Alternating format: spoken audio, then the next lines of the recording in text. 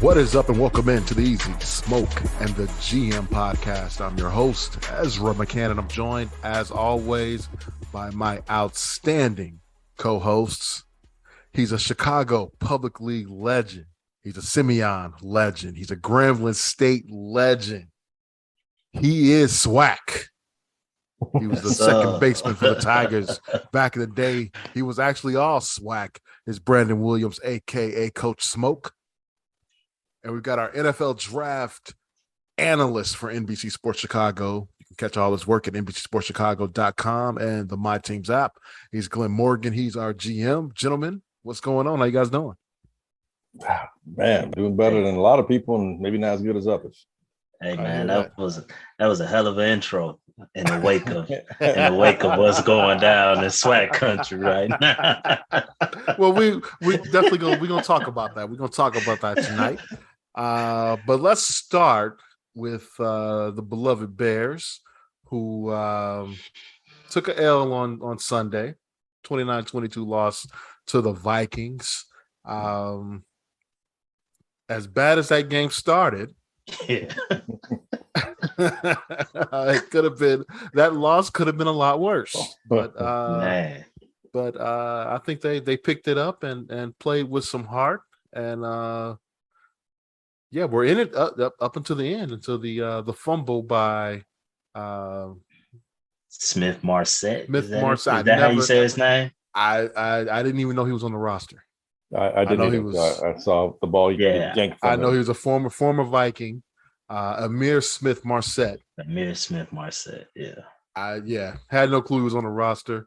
But on the final drive, he catches the ball, which is great. Made a good move. Made a good move. Should have gone out of bounds, but decided he wanted to go get some extra yardage and fumbled the football. The guy he juked came back from behind him and took it from him. So yeah, that's what he made that guy fall with his move, and then he got the last laugh. You know what that was, don't you? What's that? That was, y'all cut me, I'm gonna make y'all pay. That's what that was. Yeah. It went when I didn't know he was on the Vikings until after that. And that's that was my same thought. Like, he tried to be a hero. Yeah, I'm gonna make y'all feel me. Oops. Mm-hmm. Yeah, that wasn't a fumble. That was a straight. And the thing was, where was he? He wasn't going nowhere. Yeah, he wasn't going nowhere. He was blocked in. It was all he could go to was to the sideline. Just get out. Right. Save some time. Yep. But other than that, though, I thought after getting cooked by Cousins and Jefferson in the first half, I think the Bears defense showed something in the second half. And most importantly, I think Justin Fields flipped a switch. And it's also, and I see how you're looking at me, Glenn, but let me give this analogy. It was like, remember you played Mario Brothers back in the day? And you get stuck on a level, you get stuck on level 2-4, and it'd take you a while to get over it, right? And then you would get through it, and then every time you got to that level, you got through without a problem. Mm-hmm. But then there was another level to go, and you would get stuck at that next level. I think that's where Justin is now. I think he figured something out. That's what it looked like in that late in the second quarter into the second half of the Vikings game, and I thought he looked good. So you're saying this game looks like Mario Brothers? Okay, I see. That's what I took from that. You got Mario go-kart going on. Hey, Man, Super Mario Brothers is a solid game to this day. it's a classic. It'll never go old. Hey, but I completely agree. It seems like it always happens after we talk about certain things. It's like certain things happen after we talk about them the week before, because we talked a lot about the underneath stuff and not taking what was there. And I saw more of an emphasis on that this game. In the first half, he missed a couple. He wasn't on target on a couple. The one with Mooney where I saw some analysts that was like analyzing the all 22 saying Mooney was actually supposed to stop, but he kept taking it out and Justin threw it. Then the one that Pettis dropped, even though it was a catchable ball. Which one was that again? Right. Which one? Yeah, there was a couple of those. Right. Even though it was the one on the very first drive of the game. Okay, when he hit his hands and his knees. Yeah, it was behind him, but it should have been caught, But outside of those two balls, I felt that Fields was pretty much on target all game. Mooney, something has to be said with him and his route running, though. He has to figure this out because we lost 7 points on the first drive because of his route run. And initially when I saw it live, I thought, okay, I'm like, could Mooney have cut that route off sooner to catch that ball in the end zone? Then I watched 22. All 22 with Tim Jenkins again, and he was saying Justin should have threw it further into the end zone to where Mooney could have ran under it. But then I just watched another all 22 today where I actually was able to watch the play. Mm-hmm. Mooney's turned into the inside where the defender is. Justin threw it to the outside away from the defender. So to me, that's on Mooney. Yeah. I thought it was Justin was right. I mean, 9 times out of 10, the quarterback is usually right because he knows where he's throwing the ball. Yeah, so he knows where the receiver is supposed to be. So I'm like, okay, that's Mooney tripping again. Okay, but he made up for it. He made some big catches. I saw when you discussed Justin has to anticipate open receivers. The PI call was him anticipating Mooney did have to have Pat Pete beat. Mm-hmm. He interfered with him, but he let the ball go, which if he don't interfere, Mooney's running underneath that ball. So and then that whole second half was just a clinic. He was hitting what was there. It was like he dropped back, boom, he see what he need to go quick, get rid of it. And it showed the way the offense was rolling.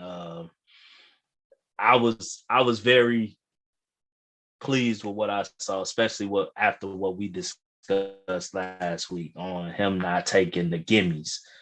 And I felt he did a good job at that this week. Y'all some generous cats, man. Generous guy. Shit. What, please tell me what you saw. No, actually, I'm being facetious. I mean, there were a couple of passes where, and it's going to happen. I mean, it happens to the best of the quarterbacks, the oldest quarterbacks, where it should have been an interception, but it was dropped. Justin, I can't remember what part of the game, but I was just the one with Mooney. That should have been a pick six. Yeah. So there's that. But yes, to everything you were saying, B, especially in the second half. And I think we touched on it last week. There's a lot we as fans just don't know. So we're not there at practice. We're not in Hallis Hall. And we're clearly not in the coordinator's heads or Justin's head. But if we can discern from what we see and from our practice eye, watching these things year in and year out, it appeared as though Justin is doing what the coaches want him to do, or he's trying his best to execute what they're asking him to. And it seemed like prior to last week, prior to the Minnesota game, it was, if you don't see it, take off, because your protection isn't the greatest. Not trying to disparage the linemen, but your protection isn't the best right now. These guys are still learning. You got to protect yourself. If you don't see something, take off. And so we saw that, but then Justin was getting paralysis by analysis. It's like he wasn't quite trusting what he saw. And then the clock in his head is like, too long, got to take off. Because there's some times where, like we touched on it a couple of weeks back, guys are wide open, he's positioned to throw the ball and he just won't pull the trigger. Mhm. So obviously, if we're seeing that, coaches are seeing that. And so then I have to imagine that the practices leading up to the Minnesota game was like, look, Justin, trust what your eyes are telling you. Get rid of the ball quick. 1, 2, 3, boom. You know, throw the ball. You have the arm strength. You have the talent. You have the arm talent. Trust what you see. And if it's not there, you know, give it a beat, then take off. So it's like building upon the mistakes that he was making, but learning from those and then applying it to next week. And it took about a half before we saw that really take hold. And then we saw Justin be more of who we think he can be. Now he's not there yet, but who we think he can be. And there's some passes he was making. It's just like, oh yeah, okay, that's why that's why you're NFL quarterback. That's an NFL pass. You know, that's a professional pass. And then he got into a bit of a rhythm, you know, something that we haven't been able to say. And the offense was getting in a bit of a rhythm, and the blocking was a little bit better. And there are times he was actually able to stay back there and stay within the pocket. He didn't run out, which would break down the pocket continuity sooner. You know, he stayed in a little bit, gave it a beat. Guys were able to get open, anticipating the throw, like you're saying, anticipating when the opening is, and then he's able to deliver. So I'm not quite sure if I'm ready to say it's Super Mario World just yet. But no, wait. I didn't say he figured out the game and he finished, you know, level 8. I didn't say that. I said he finished A level. But I think what we can take away comfortably is that we saw Justin's confidence grow a beat, a step, a level 2.5 on Super Mario. There you go. but that's a good thing. But here's the other thing: along with his confidence, so goes the confidence of the lineman. That okay, we're doing the right things. We can keep doing the right thing. This was you know, it's kind of like, you know, okay, that was good. That was right. Okay, all right. So we can repeat that. And with the receivers now. I'm not sure if Pettis is still on the team this week. No, I hope not. Who else they gonna put out there to run routes? Hey, N'Keal Harry's right? Back. They better put Bayless. Put Bayless out there. Bayless, put him out there. Somebody off the practice squad. But I mean, between him and Amir Morissette, you know, Morris Lannister, you know, isn't it ironic that the Viking former receiver, fumbled to the Vikings. So Alanis Morissette may be cut, as well as Pettis. And look, man, I like Pettis when he was at Washington, but somehow that magic did not translate to the pros. And this dude is like, I think he's on his 4th or 5th team in the last 3 years. And I know he's with the Giants. He came in with the 49ers, and he's with the Bears. That's at least 3 teams. There's a reason why he's floating around, and you know, he may have you know, released himself out of the league with those really bad drops. And I'm saying it's not like they were the best thrown passes, but he was able to get both hands on them, looking at the balls. The second one Sunday was the worst. That was the worst of all of them. Like, and the sad thing is, you could see it in his head. You see it as soon as he had his head down. It was just, you could tell like his head's messed up now. At least for that night. You know, but I had a coach that used to say, if you put a finger on the ball, you should be able to catch it. He's getting 2 hands on 2 hands on it. He's getting 2 hands on him. Yeah, 2 hands. That's a problem. And then you see Mooney make the type of catch he made. Right. That really right.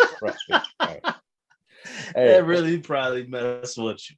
And about your boy Mooney, a lot of good things about Mooney, but if he's your best receiver on the team, your receiving core is not where it needs to be. Yeah. He should be the slot receiver. Yeah. It's a slot receiver. He, you know, if he's your 3rd receiver, he can be deadly, just like Oz Hakeem was deadly for, you know, greatest show on turf. But if he's your slot receiver, I feel a lot better than that's the guy I have to count on. And he'll have moments. Don't get me wrong. I'm not knocking you if you're listening by any means, Mr. Mooney. I mean, I think you do a fantastic job. A number 3 receiver on the team is a good player. I'm about to say you ain't saying nothing that the national media ain't saying even worse. So yeah. Well, I mean, you know, I look. That is not disrespectful. Yeah, I just they need some boundary receivers, and a little more size would help. But But yeah, man, it looked like some things came together. And I'll say this, and I'll stop talking. The thing, and we've been kind of touching on it all year. This coaching staff, I'm not saying they're the bee's knees yet, but this coaching staff makes adjustments. Absolutely. Yes. And that is a wonderful feeling to have as a fan, realizing that I don't have to see the same shit I saw in the first half. Or the same shit I saw last week repeat itself, or the fact that guys can't realize that crap's not working, try something else, and they're not waiting to try it, or I gotta go see film. Look, you're getting paid millions of dollars to figure that shit out as the game is happening. And there's coaching before the game, and there's in-game coaching, and then there's adjustments. And it looks right now to me that these guys are at least pretty good at 2 of the 3, and the one they're probably not the best at. It's not like they're bad at it. It's just a matter of still getting acclimated to what your talent can and cannot do. Yeah, I 100% agree. I was a little miffed at him at first, though. That first play of the game when you couldn't get 11 men out on the field. Yeah, first play, that's a problem. Yeah, like I said, they're not good at everything. Just that's a problem. The first 2 drives started abysmally, very crazy. And I was, goddamn Mustapher. The snap, yeah. What was that? Justin's making his audible, and must be okay. It's time to snap. Here we go. And hike. I'm like, oh my god, man! This dude Cousins ain't throwing incompletions, and we can't do this. He started what 17 or 17? I think 18 of 18. Wow. Yeah, he came out the gates blazing on. But thank you, Justin Jefferson helped me out in my my fantasy team. So I was. It was bittersweet. You know what was going on. I wish I played you this week instead of last week. Oh man, what'd you score this week? Like 139, I think. 137. Yeah, you would have beat me. Yeah, you would have beat me, but oh well. I put up 145 this week. But yeah, man, it was a. So what do we think? Now, all that being said, what are we thinking for Thursday's game against Washington? Are we thinking that this is a game that I know we could win? Or we think this is a game that we should win? Washington's having its struggles, particularly at the quarterback. Hey, I don't know if y'all heard it or not, but they're interviewing Coach Rivera. I think it was like he blamed the quarterback. And they said, everybody else in your division is 4-1. You guys are. Like, why do you think that is? He said the quarterback. And you know what though?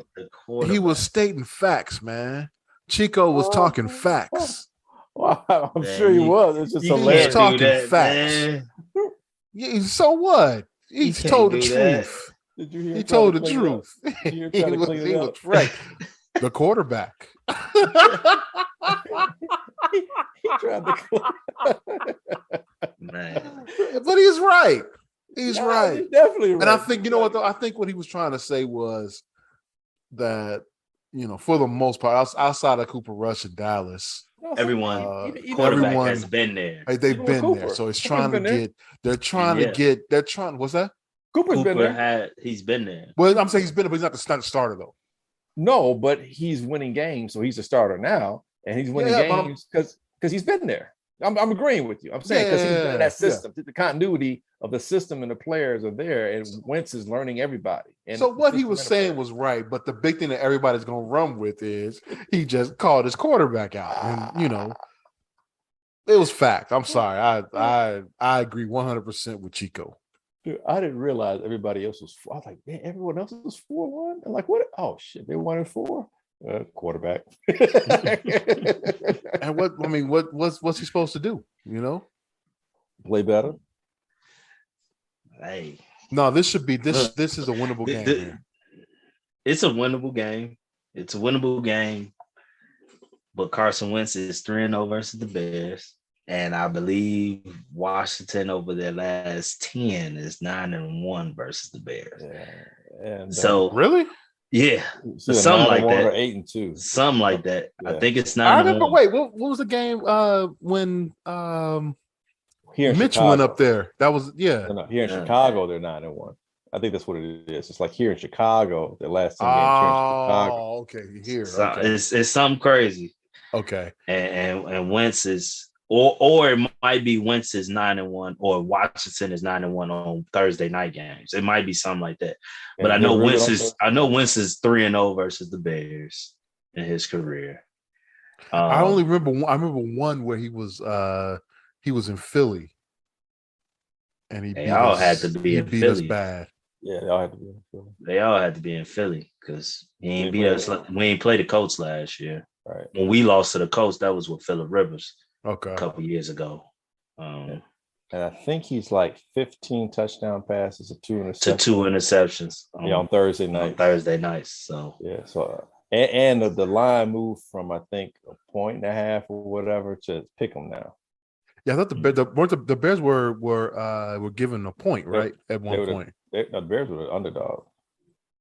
Oh, okay. I think the Bears were the dog, but now it's moved to a pick 'em. Okay. I'll take the Bears.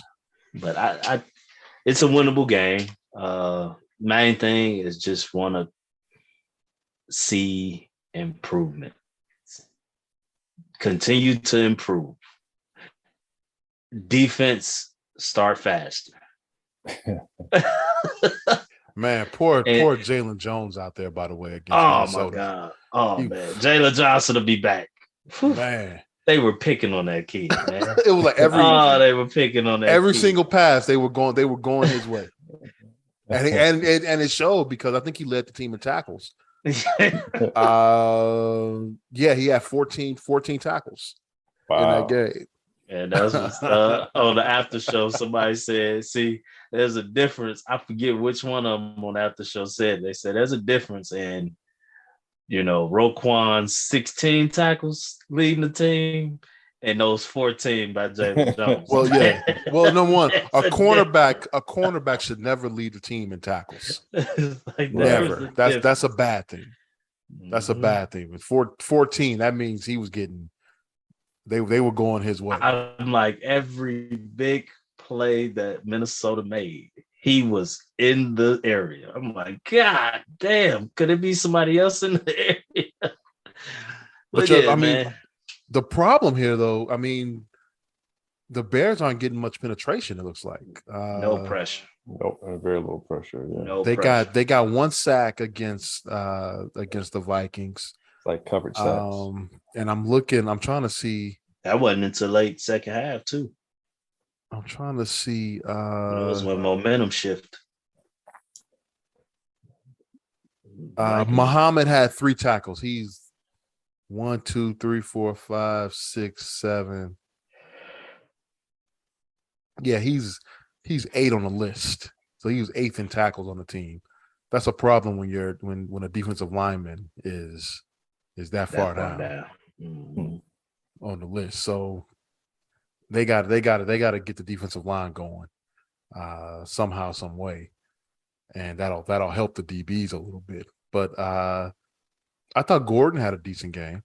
Thought he played very well, especially in the second half, and very confidently. I mean, making some good tackles. Tackles were keeping them from getting the first down type kind of tackles where it's just you're not getting any help. He had a nice little. I can't remember what it was. He had a nice back-to-back plays defensively where he was just on it. He was okay. Good. Yeah, I got to show my guy some love, man. No, Eddie Jack been playing okay, man. He been playing okay. He been playing okay. I can't go from last year giving him hell every week to not acknowledging that he's doing better. I've been seeing him coming up and making some sticks, man. I see him coming up and getting in the way, using his body to get in the way. That's what safeties do. That's what they do. Yeah, I'm like, man. I mean, you can't expect him to be Ronnie Lott.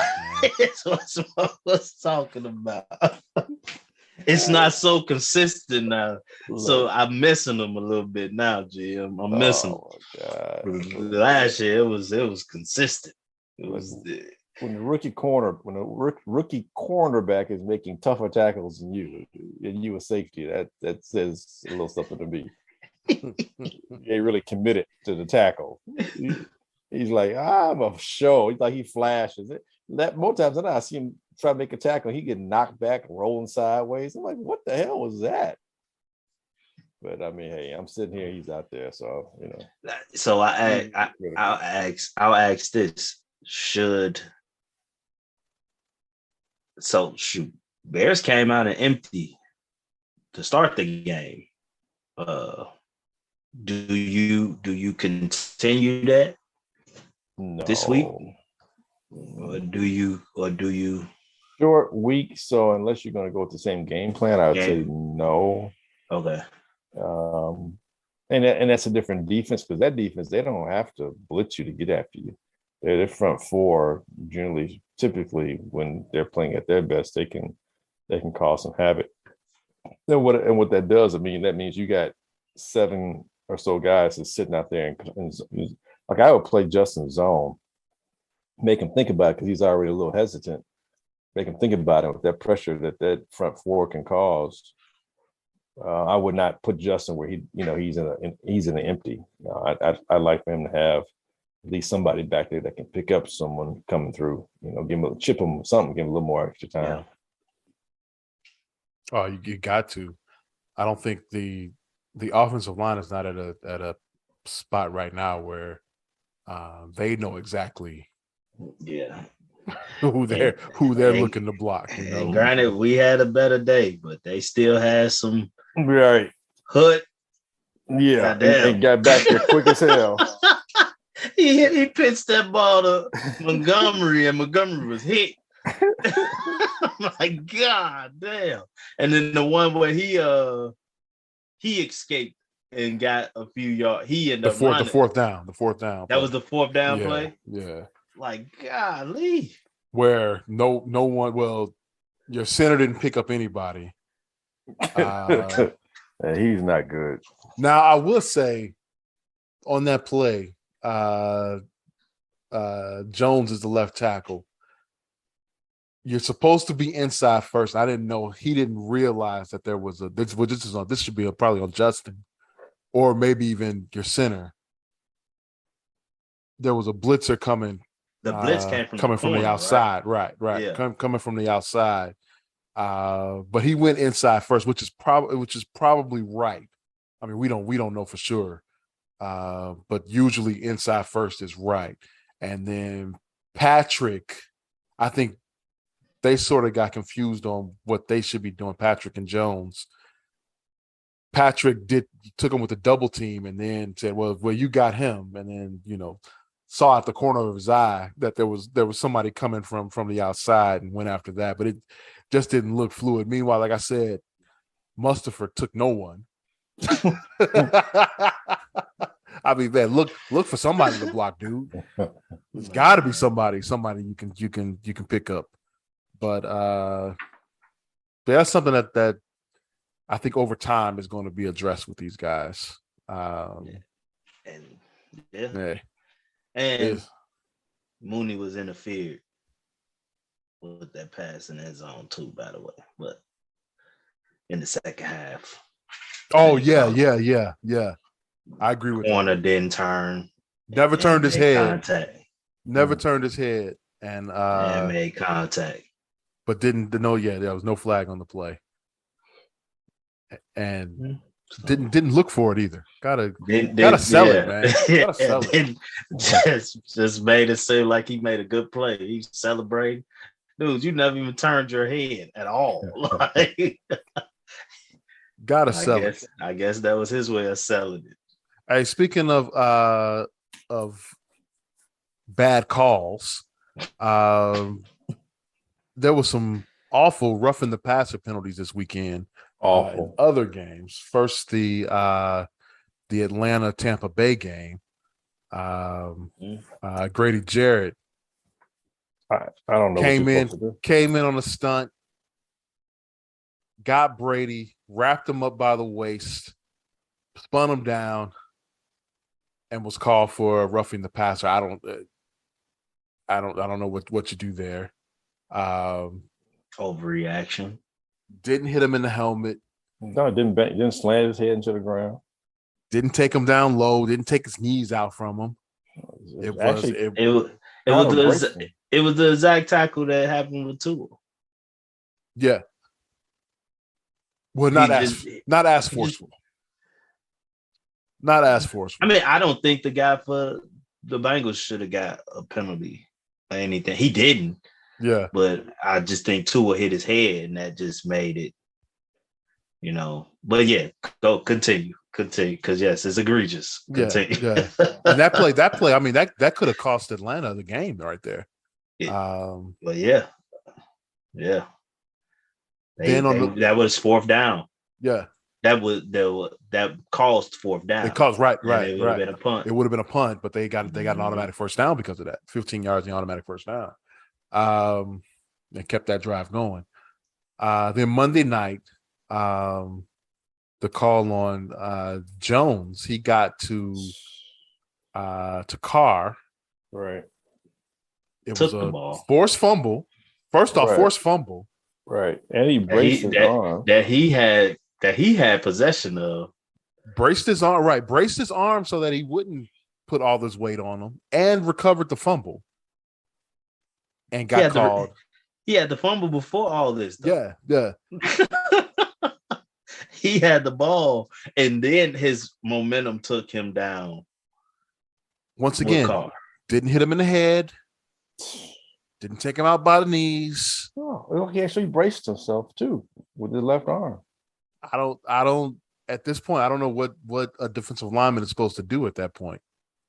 Make him make the call. That's all thing they can do. But they can't. They can't continue to make those. It's going to be interesting to see how they're using the whole concussion thing as a major excuse. Right. Well, then you know what? Put flags on them. Put flags on the quarterbacks, and you got to grab the flag. But who are they really making these calls for? Because when Mahomes tripped on the line, whoever that was for the Raiders that sacked him took him down just as vicious as Brady. Yeah, same. Yeah. No call. I don't think it should have been a call. It shouldn't have been, but if you're going to be consistent, that's the thing. It wasn't a rough in the past, and they didn't call it. So when are you guys deciding to make these calls? Is the question. When the mood strikes. Yeah, right. Well, I guess they're saying. I guess in the rules, it tells the refs that if there's any question, to err on the side of the flag, throw the flag. If there's any doubt, just throw it. And I don't think that's not right. If that's going to be the case, then you got to review every call. Review it. That's the only way. That's the only way that it works. Yeah, I agree with you. Especially, those two instances, it could have changed. Well, the Chiefs game, it didn't matter as much as it turns out, but definitely the Falcons were riding a wave right there, and that momentum was huge. And that's a divisional game. I mean, they got a chance to really, put something on everyone else's mind, particularly the divisional opponent, and that got snatched away from them by a really, really bad, egregious even call. It was bad. It was bad. I mean, he even, as you talked about, as he spun him, Brady's body kind of fell. To be quite honest, if he doesn't take him down to the ground, he's not officially down. Yeah, his body was momentarily. He's not now. Brady's not athletic enough to, as his 75-year-old bones are being swung around. I'm pretty sure he was just like a little bit of flotsam in the wind. But Brady, if he doesn't swing him and then finish the tackle, Brady arguably could not be down and use his body his being Brady's body to push up and go forward. And everybody else stops thinking that the play is done, and then Brady does a Brady thing and throws a touchdown pass or whatever. So instead, Brady does what he does, which is his job, and he gets and penalized. gets penalized. Mm-hmm. Yeah, the NFL's got to address that. Like you said, man, NFL is so reactionary, dude. It's so after the fact, and then they do overkill to try and compensate. It's like, dude, just you don't got to do overkill. We realize this isn't that, and so on and so forth. But from this point going forward, do the right thing, But don't try to make up for the wrong you did and overdo it. That's no good. That's no good either. Well, that's the key. Just review it. Just make all those calls reviewable. Yep. I think that fixes it all. If it makes the game go longer, so be it. I think people will stick around. Yeah. It's not like 5-hour baseball game. Yeah, exactly. No one's complaining about the length of football games. No. Let's talk about something else that happened off the field at the end of that Monday night game between the Chiefs and Raiders. Davante Adams on his way to the locker room after the loss. I guess frustration set in, and a ESPN cameraman walked in his path and he shoved him down. Fool, get out the way. You can't do that, man. That man was minding his own business, working. Okay, he got in your path. You could have stopped and said, "Watch where you're going." Mean mugged him, but don't shove him down, man. And might have been an agent from Green Bay trying to mess his legs up. Man, but I love how all the fake tough guys out there are talking about had Adams pushed them down, they would have got at him. Like no, you wouldn't have. You would have been pushed down too. You ain't messing with an NFL player, but he's been charged, right, with a misdemeanor today for, I guess, simple assault, which is really what it was. He did apologize, but I don't know what else the cameraman is supposed to do with this. Get out the way, man. That was come on, man. Dude, he bounced like at the last second, like trying to get over. Yeah, that's initially what I saw. The first angle they saw, that it made it seem like he was right there, and Davante Adams just pushed him. Then when you see the actual angle from behind Adams, the guy literally walks. If he was coming past in enough time, Adams, like, that was very reactionary from Adams. It was like granted, Adams didn't have that type of reaction, like, whoa, what you doing? It was because he was frustrated, so it was quick push. But the guy really walked up right as Adams got there. Like, literally, like it was okay. It was bad time. That don't give you the right to push the man down, though. It was reactionary, though. I give the right that it's gonna be him and not me. Because, hey, look, I gotta stay healthy. You might mess up my knee coming across. He just ran into his own teammate on the field to lose the game. Well, and keep in mind, man. Now, Smoke, you might not be old enough, but you should have caught the reruns. And Ez, you might be caught the reruns too. But I saw it live when it happened. We all remember what happened when Thelma married old boy into the Evans family, right down the wedding thing. Yeah, the football player. He was walking down the aisle, and Jimmy goofy ass came right in front of him, picked him up. Career was over, and he found himself in the projects. Hey, Davante's like, hey, that's not gonna happen to me. I'm not gonna get cut. But I mean, I'm joking, but man, like that dude, the way he came across, he could have something awkward could have happened. Like you said, hell, he just ran to his own teammate. They're professional athletes. Some awkward could have happened. I think Davante was pushing him like, get out from in front of me, like someone gets too close to your feet or something. You know what I'm saying? It's like I'm not justifying it. I'm just saying I can see Davante's thing was more reactionary than malicious. See, but Glenn, I expected you to be on the side of it as a cameraman. Well, to be on your fellow cameraman's side here. Now I am on the side of, oh, my back, I can't get up. Oh, My knee. I can't.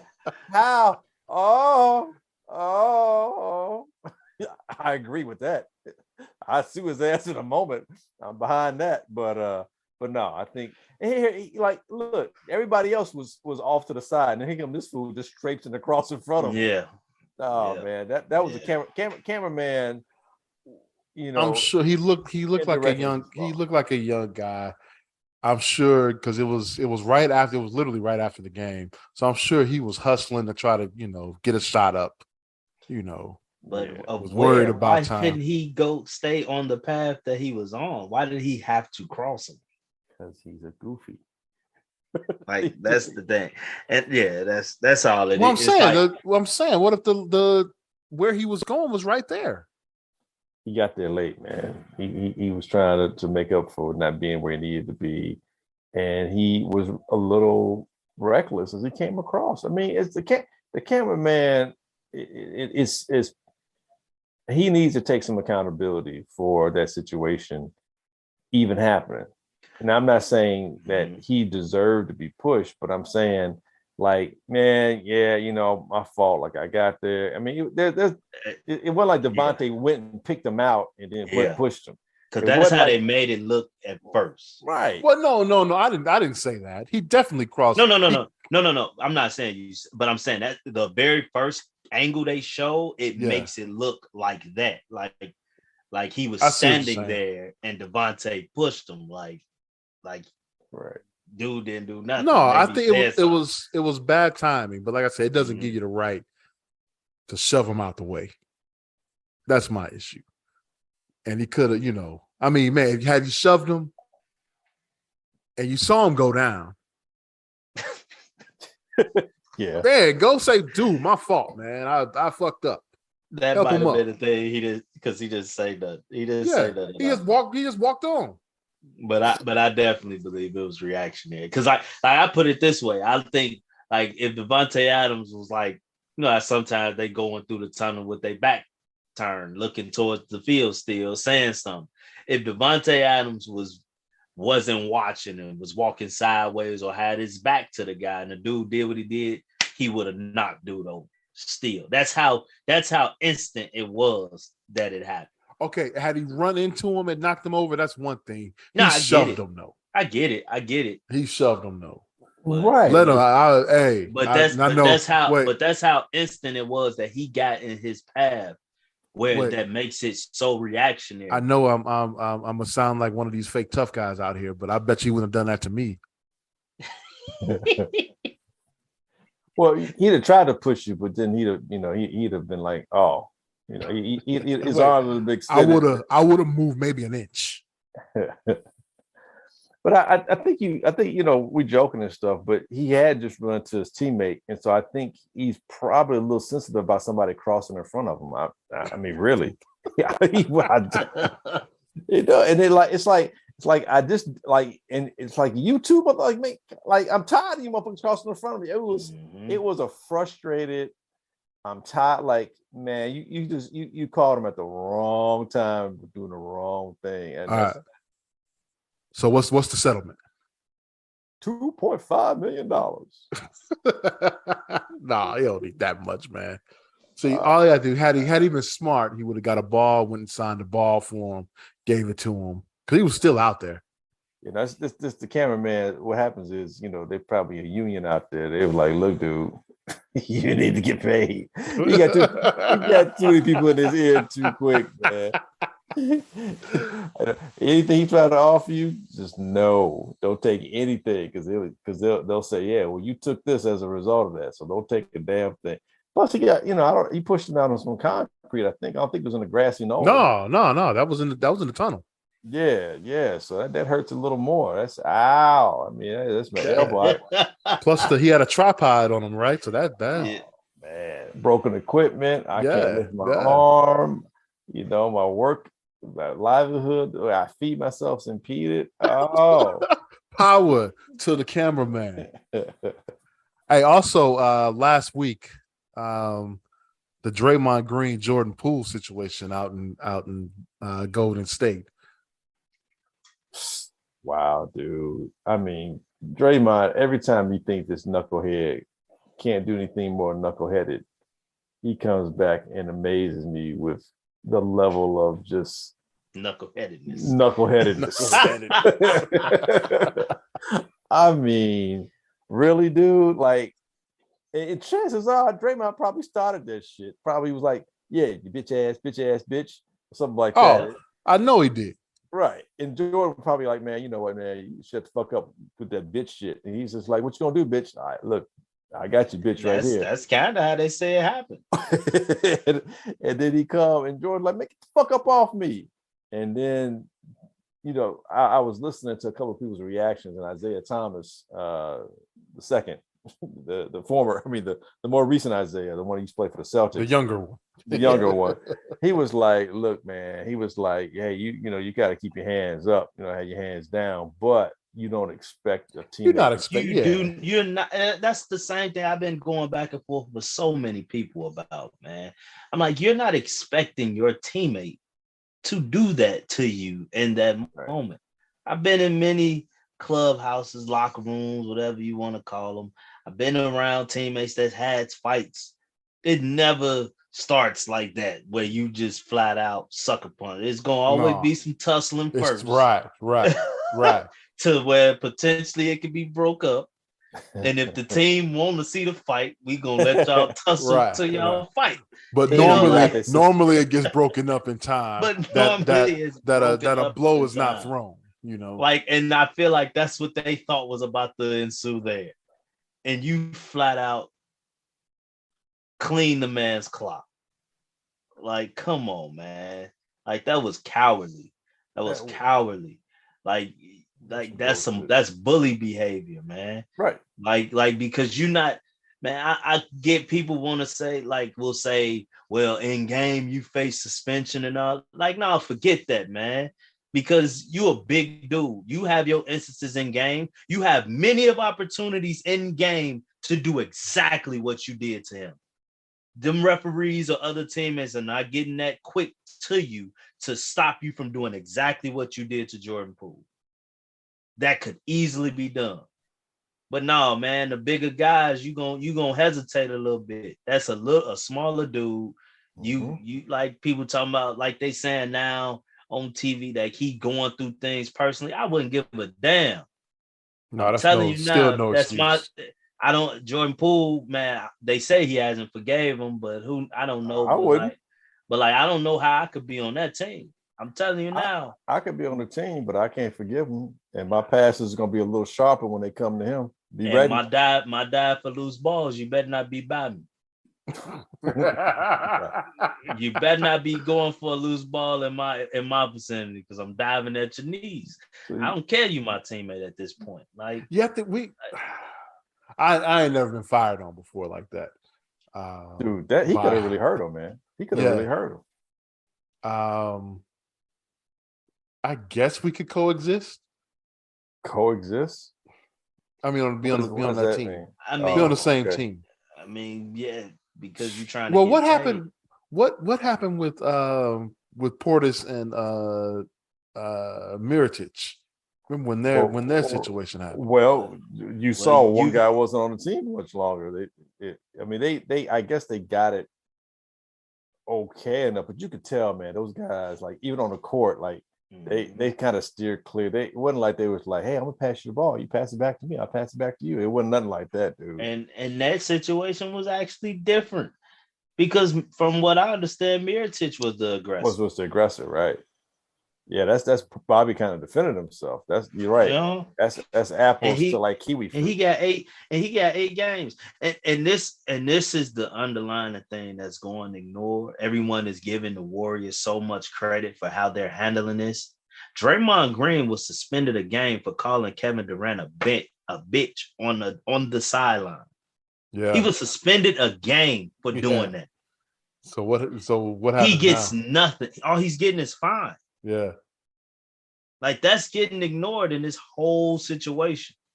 Yeah, that ain't right. I don't care if it's ring night. He still will get his ring, just won't be out there with the team.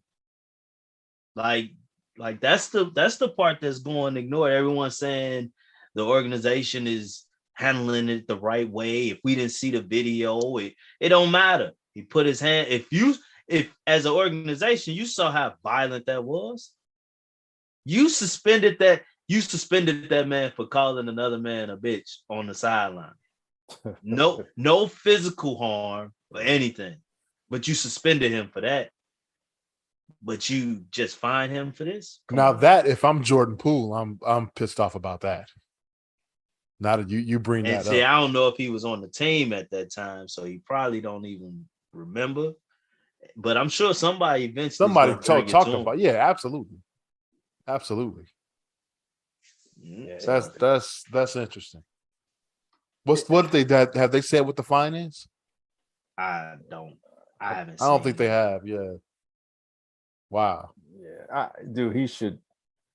I don't know. I was gonna say try and make it like for every day Draymond's out, he should be out like a week. Like I think he needs to be suspended significantly. I don't think like hey he did preseason. How did he learn a lesson during preseason? I mean that's not the team's not going to hurt from what he did.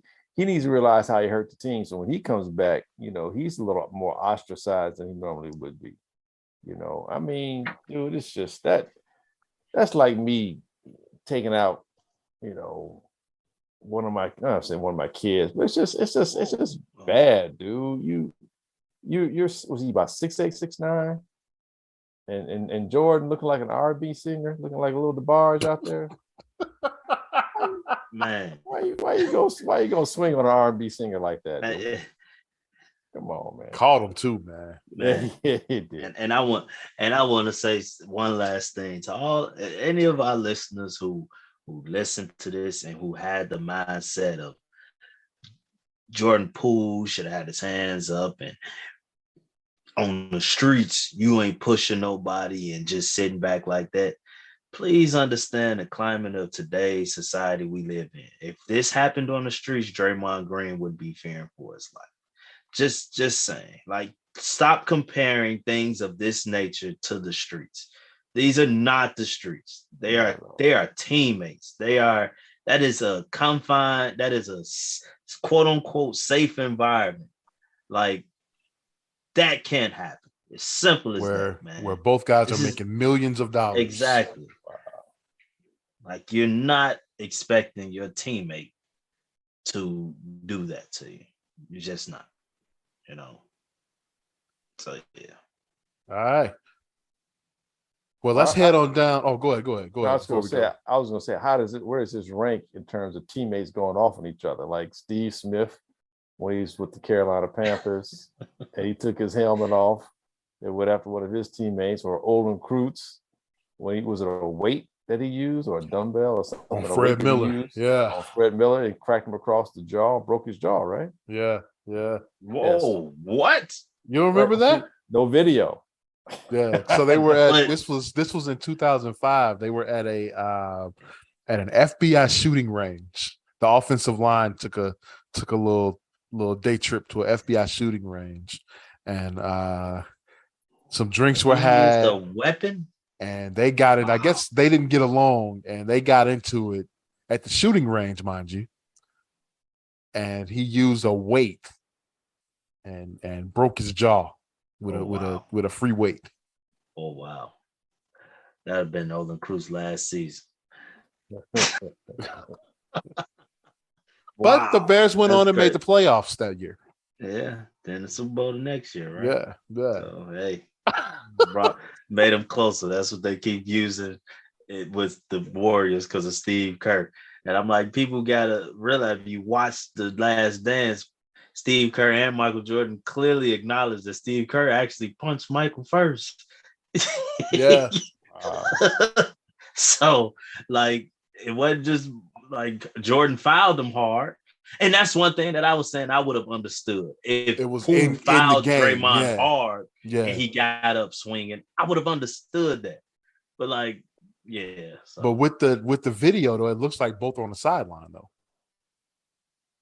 It doesn't look like it was in between like whatever they were doing, like drill or something. Yeah.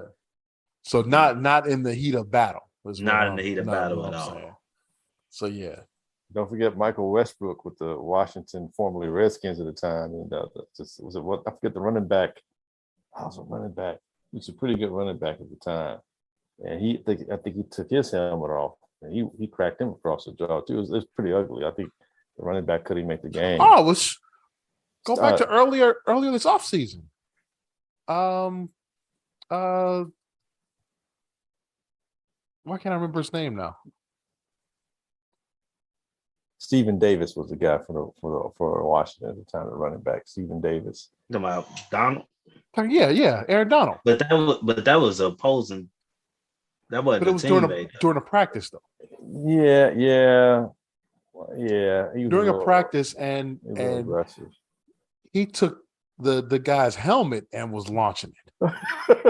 I mean, hey, we gonna sit here and forget what what's the boy name did to Mason Rudolph?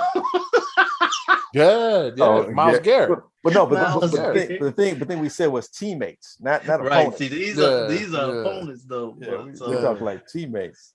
But I think Draymond was probably maybe a little bit worse because of the age difference. And Draymond he's supposed to be the mentor on the team, and it was like a really bad sucker punch, and there was no way that Jordan could kind of protect himself other than just roll with the punch and take it.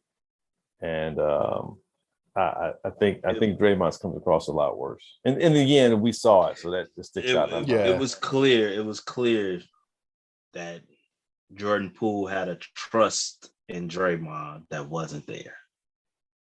Yeah, that's what it come down to. He didn't expect it to get there. Let's head on down to SWAC country and talk about what happened this weekend at Alabama State's homecoming against Jackson State. There was a little I don't want to call it an altercation, but a little kerfuffle. I was just about to say kerfuffle at the end of the game during the handshake, and Deion Sanders and the coach of Jackson State and Eddie Robinson Jr., the coach at Alabama State. By the way, no relation to the Eddie Robinson. They shook hands. But Deion went in for Coach Prime went in for the dap and the hug, and Eddie Robinson wasn't having that. So here's what. Let's start with Eddie Robinson. Hear what he had to say about what happened at the end of that game. I guess me being up front is just like I thought it was a lot of disrespect the whole week. And so you're not going to be disrespectful the whole week in the media. We didn't talk in the pregame. I was out there the whole time at the 50-yard line. He walked through our whole our whole huddle on our end zone and came a long way around to get to his side of the field in the pregame. Thought that wasn't classy at all. And so in the postgame, I'm not about to give you the Obama bro hug. I'm going to shake your hand and I'm going to go on. I'm going to always be respectful and respect the game. You got the great guys, W.C. Gordons, Eddie G. Robinsons, those guys, and Reno Chasm. I'm living on the shoulders of the SWAC. He ain't SWAC. I'm SWAC. He ain't SWAC. Coach, when you describe it, were you just trying to pull away from his handshake there? Yeah, I'm just pulling away. I mean, we handshaked and that was it. I mean, it ain't no need for no embrace. We ain't friends. He ain't never called me. I ain't never called him. A great player. Everybody wanted to goddamn be prime time as a little kid. All right, I ain't know he's got tons of respect for the guy. Doing a great job as a coach, but you can't do all that stuff all week. And then you come back, put your backup quarterback, and want to run a hitch and go to try to put more points on the board. Shit's disrespect. Game was out of line. 26-12. 40 seconds left. We had no timeouts. Take a damn knee. All right. So I actually did watch this game because I had them in my parlay, which, by the way, didn't turn out very well. But I understood what he was saying at the end of that game. The game for the most part, it was a good game. It was pretty tight up until the end, and then Jackson State, ran away with it, scored a couple late touchdowns. But they were passing the football. They got the ball back with a little over 2 minutes to go. They were passing the football to end the game. That's a little disrespectful when you up 2 touchdowns. That's Bush League. Well, weren't they calling? Wasn't the other squad calling timeouts? No, he said he was out. No, they were out of time. At this point, they're out of timeouts. Oh, okay. So yeah, I understood that when it happened. I saw it happen, and I was like, yeah, he's probably mad because of them throwing the ball late. And also before that, all week, Coach Prime had been talking about how they got scheduled as the homecoming game. The only reason they did that was because it was going to be a money game for Alabama State, because all the Jackson State folks were going to be coming down, and they were going to sell out the stadium, which they did. They did. But here's what Coach Prime, Deion Sanders, had to say about the situation. I think he thought he was going to get a win. I don't know why he would have ever thought that. I did hear his interview where he said that I came out and ran around the field. All of the people that's been with me for years, and even playing in the NFL, I always come out the locker room and run around the field. That's my tradition. That's what I do. That wasn't nothing personal to invoke any riotous act against them. That's not who I am. That's not what I stand for. That's not what I'm about. Secondly, he also said I didn't come to greet him in the center of the field. I don't know if you understand. We got here very late, so that expedited our whole process of preparation. So now we were in like, let's go get it. And I'm not one to go find the coach. Coach Dancy is one of my dudes. I don't recall going to greet Coach Dancy the last time we played at home against Mississippi Valley, and that is my dog. So I don't know what he was thinking that I was going to be. And then I heard him also spew out comments about what did I say leading up to the week. I think I was a darn good salesman leading up to the week. Did we sell the game out? Well, Did we sell the game out, yes or no? Had they ever been sold out here? So I thought I did my job. I thought I should be applauded, really. Coach, you often talk about dominating your opponent. I try to. But do you feel like you dominated Alabama? No, we weren't dominant today. We won. Okay. Yeah, we won. Sometimes it don't go like you desire it to go, but we got the W. I'm proud of that. And one of the comments that kind of disturbed me out of all the comments is I'm not SWAC. Who is SWAC? I got time today. Who is SWAC? If I ain't SWAC, who is SWAC? If I ain't SWAC, who is SWAC? If I ain't SWAC, who is SWAC? Baby, who is? Well, look. Prime, I rock with you. But you ain't never gotta be SWAC. I'm gonna forever be SWAC. That's in my blood. That's just I'm gonna just say that. Cause he kind of said if he ain't SWAC, then who is? Well, I am. You definitely are. I am. So, but yeah, come on. Let's go. That was hilarious. I think I guess I'll go right in. Yeah. I think both guys, I don't think either side is wrong here. And that's what I've been saying to people all the time. Like, I think both sides have a legitimate case to what's taking place. The coach from Alabama State, like he said, he felt there was some Bush League stuff that went on. I understand that. I'm a coach. I get it. If I'm up 10 plus runs on a team or something like that, or if I know I'm superior and I'm ahead of a team in a comfortable margin, I'm not stealing. I'm not giving my guys the steal sign. I'm not doing that, so I get it. And if the opposing coach does that, I'm going to have an issue with that, so, I understand his beef. And like I said, he did, at the very least, he did go and greet him after the game. He shook his hand. He didn't have to give him a hug. It's no big deal there. On the flip side, when it comes to Deion, if that's how he operates before games, that's how he operates before games. It is what it is. Neither coach has to like each other. It's fine in my eyes. Like, I don't have an issue with either side, and this is just hilarious that he told him he ain't SWAC. And I get what Eddie Robinson Jr. is saying, that he ain't SWAC because he's was a walk-on at Alabama State, ended up getting drafted, played several years in the NFL. Now back at his alma mater. He's a SWAC Hall of Famer. He's, so he's back at his alma mater. So he's speaking from an authentic perspective. Like, Prime is coming from Florida State. He not built and molded into this. But that doesn't take away from what Prime is doing.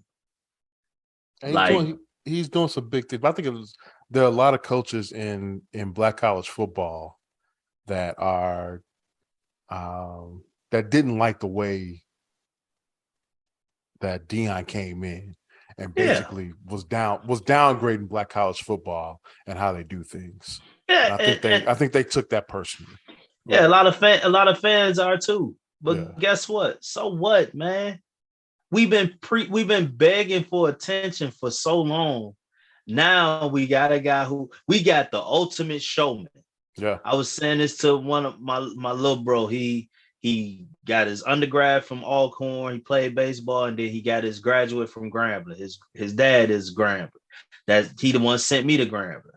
And like he was saying like how Deion is so braggadocious and all this. I say, has Deion at any point in this time changed who he is? He's been that. No, he's been the same That's guy. been who he is. He hasn't changed who he is. That's who he was as an NFL player. That's from what I understand, because Grambling used to play Florida State in baseball every year. He was that way on the baseball field as a baseball player. Like, that's who Deion Sanders is. Like, so he's all about the show. It seemed like he just do everything for the gram. He's about the show. In everything he does, whether it's negative or positive, and Deion eyes, there's no such thing as bad press. Right. And in the SWAC case, I'm for that. We were talked about on Undisputed because of this situation. The SWAC as a whole. I'm not saying I'm Grambling, but the SWAC as a whole, this situation was talked about on Undisputed. Like we've had several topics on national media because of Deion. We wasn't talked about before. Like, well, him and his staff do a great job of promoting that brand at Jackson State. Hey, my social media, I get more posts about Jackson State than I do about my own school. That's a problem. Yeah, I can't say that. Seriously, it's crazy. I get for whatever reason, I'm not subscribed to any of this or nothing, but I see all of Coach Prime's press conferences. He does an interview with somebody with the university that is just hilarity. Did you see the one that he just did? Yeah, where he gave the time. But he was stopped. He like, man, that ain't how you talk. That ain't how you were just talking to me before we started. And he kept making them start over. I'm like, man, what is going on? He like, you all like that ain't how you. That's fake, man. That ain't how you was just talking to me. I'm like, what is going on here? It's comedy, man, and that's how you build a brand, man. And so I think he's doing so much for the SWAC. You can't say that he ain't SWAC. You can't. I ain't SWAC. Who is SWAC? I ain't SWAC. To that point, I was just listening to something else. I was watching Roland Martin, and he showed a clip of Deion talking about, I think Deion was on HBCU Central or Today or some like HBCU like sports talk show. And Deion was bringing to the forefront and making a point that you got the HBCUs taking crumbs, monetarily speaking, to go play these money games at the big institutions. Mm-hmm. Right. As opposed to schools like Marshall or other smaller schools, but not non-HBCU schools. he gave an example how Marshall got 1.5 to go play at Notre Dame, and like App State got 1.5 million, excuse me, to go play at South Bend at Notre Dame, and Appalachian State 1.4 to play Texas A&M. Getting a few getting a few hundred thousand, and like 400,000, I think, I forget what school it was. So it was it might have been Alabama. No, FAM. That's what it was. FAMU got 450,000 to play at North Carolina. You know, and I think the largest one was actually, I think, and North Carolina paid App State more to play them. Right, and that was like what, a week later. Yep.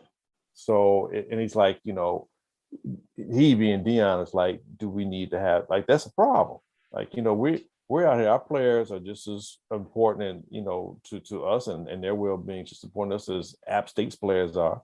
And we got our guys getting, you know, we might lose 2-3 guys because they're playing a big school like that, or they're getting beat down. I got to deal with the psychological ramifications of the beat down. You got to deal with the physical the physical aspects of the beat down, so on and so forth.